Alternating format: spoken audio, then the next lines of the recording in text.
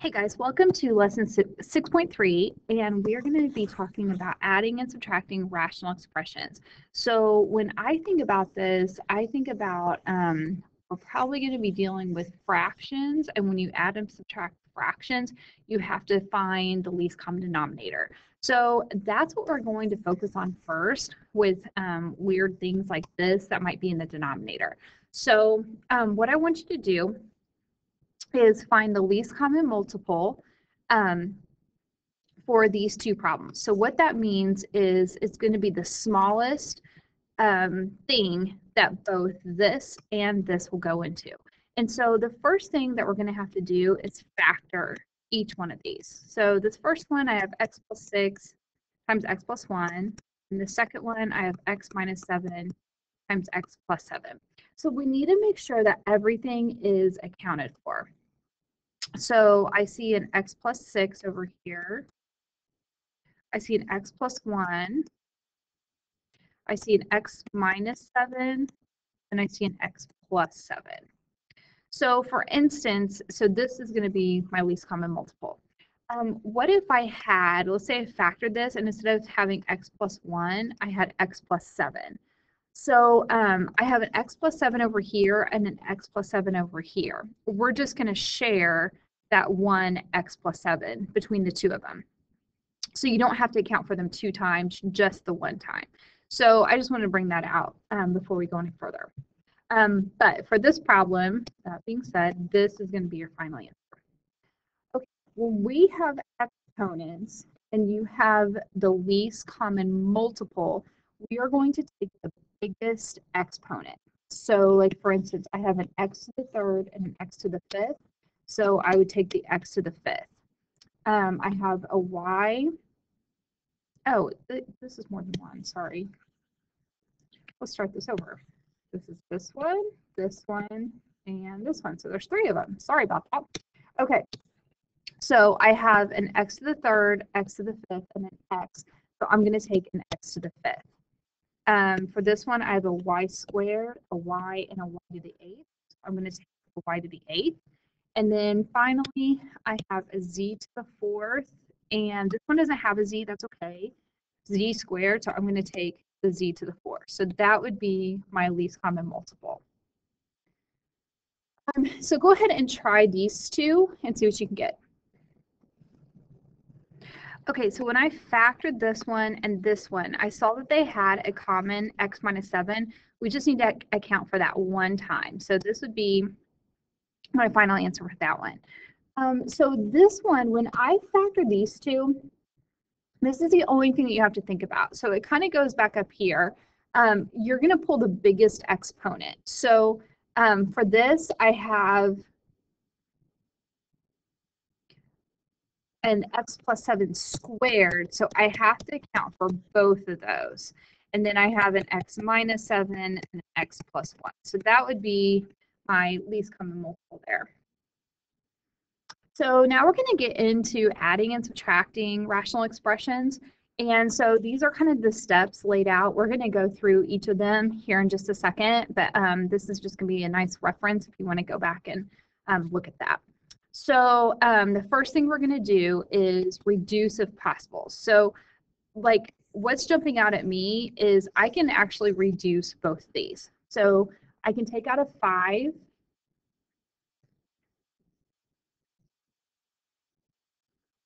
And I can take out a 3 here. So these can cancel and these can cancel. So we're going to simplify this to 1 over x plus 2 plus 1 over x plus 2. So step 2 is factor the denominators and find the LCD. Okay, well, what's really nice about this is that they have the same denominator. So remember, when you're adding and subtracting, they have to be the same before you can move on. So we already had that. So once we have the same denominator, we can just add the top. So our answer is going to be 2 over x plus 2. Now, I'm just going to say, if you do not simplify, you can still get there. It's just a little bit more work. Okay, so let's go ahead and see how far you can get on this one.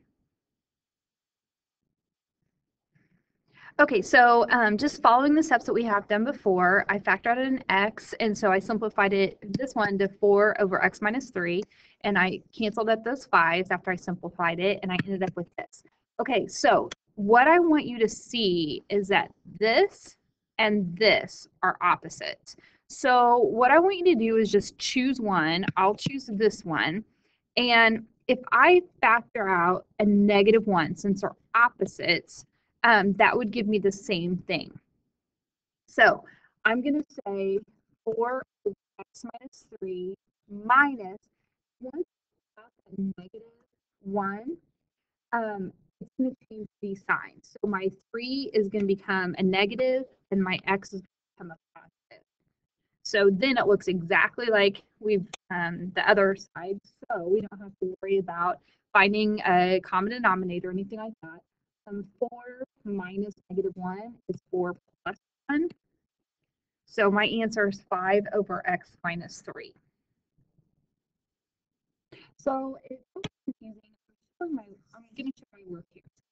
You multiply with the top and bottom by -1, you will get -1 on top. And then notice these sides up from getting that minus 3 on the bottom. So in hindsight, I was just thinking that might have been a little confusing. Okay, so let's go ahead and try this one. So factor and see if you can simplify if possible. So this is the first one that we cannot simplify and come up with the same denominator. So we have different denominators going on. So we need to find the LCM so we can find that common denominator. Okay, so I need to account for everything. So I have an x minus 7, x plus 1.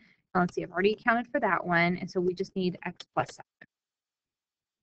Okay, so then I'm going to bump this up like we talked about in the other lesson. So what am I missing from here to here? Well, I'm missing that x plus 7. And what am I missing from here to here? I'm missing the x plus 1. So I'm technically what I'm doing is I'm multiplying the top and bottom by x plus 7 on this one and x plus 1 over here. So what's going to happen to the bottom is I'm going to get this, and what's going on top is I'm going to multiply those together. So over here, I have 5x squared plus 35x, and then over here, I have, I'll just different color. I have x squared plus 2x plus 1. And then now it's just all about simplifying. So I have x squared, and then plus 37x plus 1 over all this.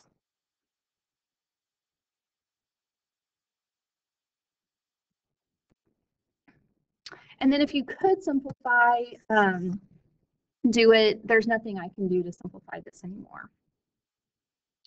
Okay, so this one is very similar, so go ahead and try this one.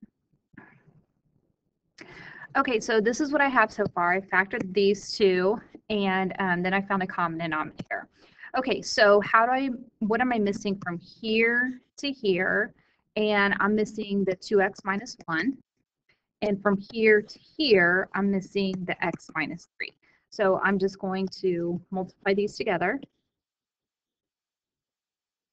And just be careful, this is a minus, so whatever I have here, I'm going to have to subtract everything. So what I'm going to just kind of keep this over here for right now. So 2x squared, and then I have minus 6x. So when I bring it over here, because I'm subtracting, it's going to be minus 2x squared plus 6x.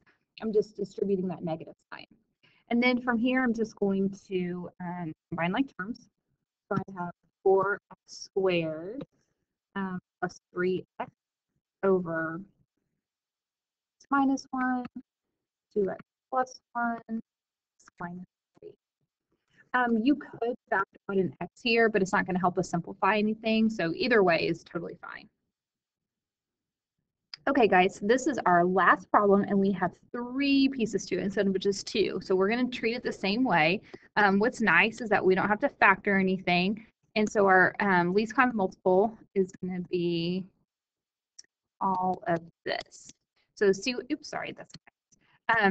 can do there. So there was a lot going on. So I kind of just like put it into three pieces. So this piece is right here. The middle piece is here. This piece is here. So I ended up with this and this and this. So just be careful because you have this minus sign right there. And so I'm going to be subtracting all of that and adding this. So I have 2x squared minus 2 minus 3x squared plus 3x plus 5x squared plus 5x. Then go ahead and simplify all that. Okay, so once I combine all my terms, I end up with this, and I'm noticing I could factor out a 2 here. Even if I did, it's not going to help me down here. So this is my final answer, and we are done.